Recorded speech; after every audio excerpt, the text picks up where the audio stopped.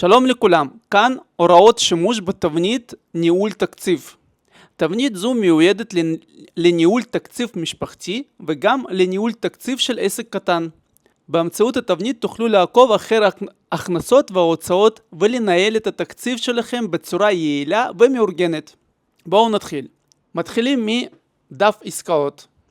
בחירת קטגוריה והזנת סכום. בתא המיועד לסוג ההוצאה או ההכנסה, סוג הוצאה והכנסה, כאן אנחנו רואים את השורה, יש לבחור את הקטגוריה המתאימה מהרשימה הנפתחת. בתא שמתחת, בואו נבחר נגיד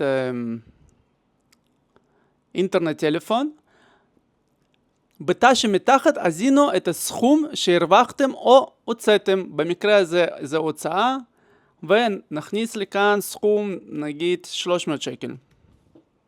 הופ.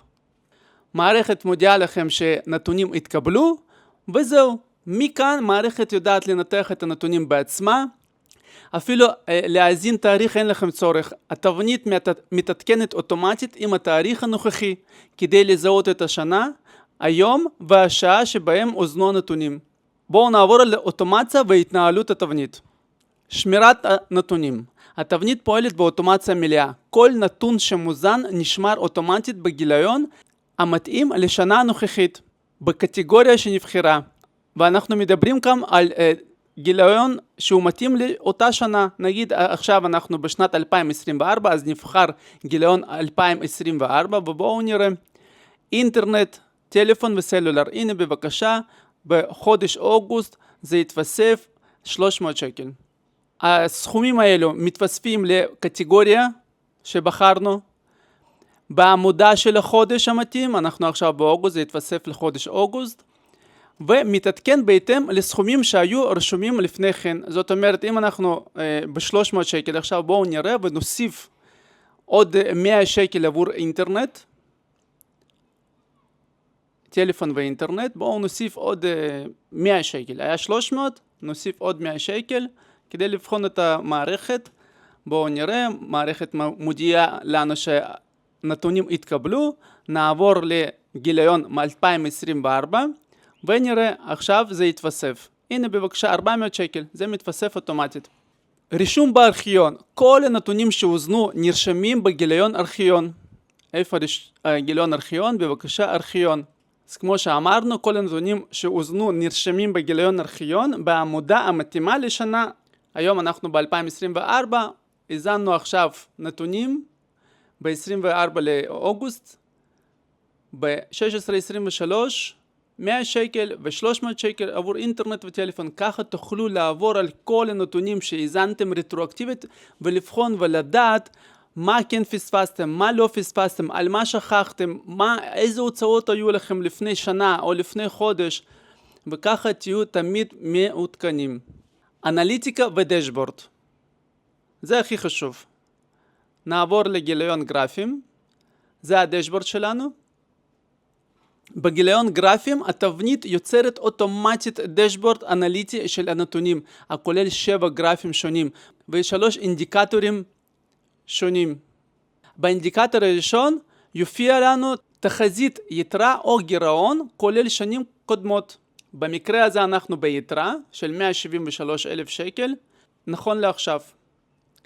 באינדיקטור השני אנחנו נראה יתרה או גירעון החודש, והפעם אנחנו גם ביתרה. ובאינדיקטור האחרון אנחנו נראה יתרה או גירעון שנת 2024. אנחנו ביתרה ב-2024. רק שתדעו, אם באינדיקטורים האלה היו מופיעים נתונים של גירעון, אז המספרים האלו היו מופיעים בצבע אדום. הלאה. גרף ראשון, כמו שאתם רואים, רשום ממוצע חודשי, הכנסות והוצאות 2024.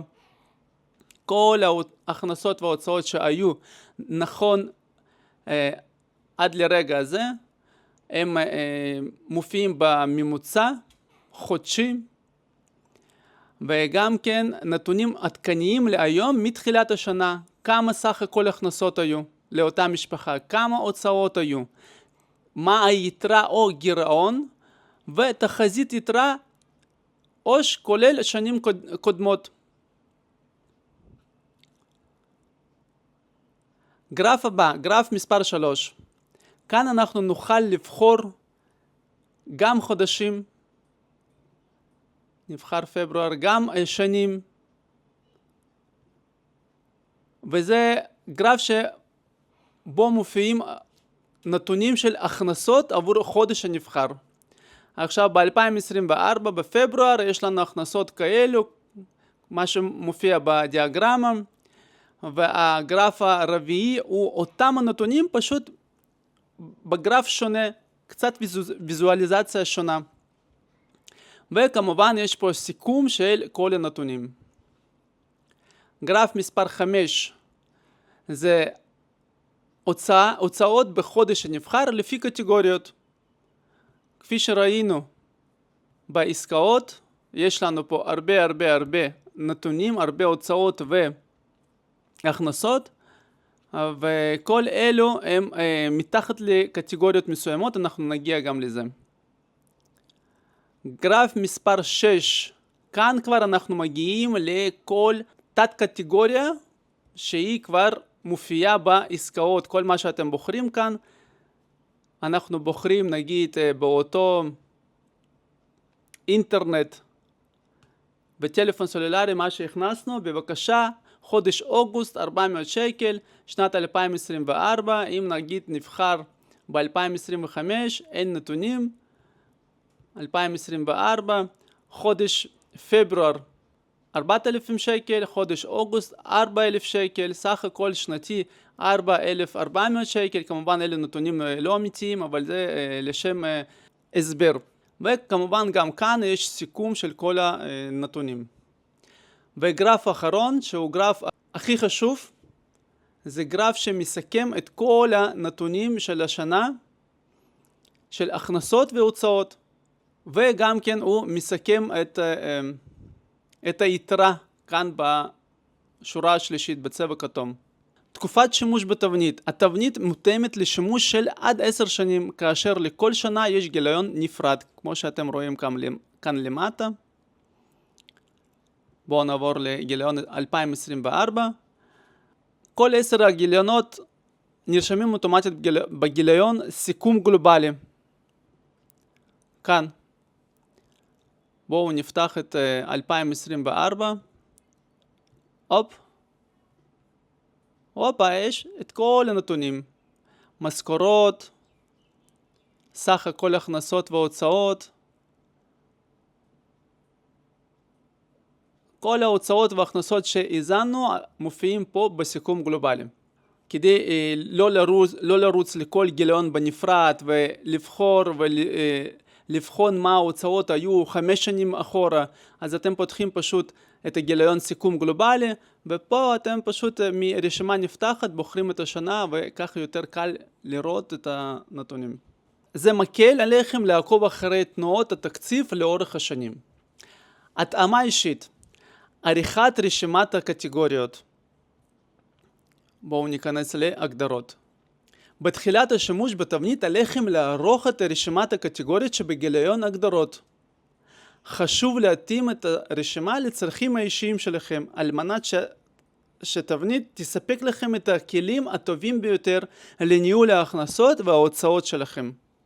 אז פשוט לפני שאתם מתחילים, התבנית תגיע באותה צורה כמו שאתם רואים כאן, עם אותם נתונים. פשוט תשבו שעה, שעתיים, תחשבו איזה הוצאות יש לכם, מה אתם רוצים לשנות, תשנו את זה מראש, ורק אז תתחילו להזין נתונים. בכך תבנית זו תאפשר לכם לנהל את התקציב בצורה מקיפה, קלה ונגישה, תוך שהיא מספקת לכם כלי ניתוח מתקדמים וסיכומים לשנים רבות קדימה. תודה.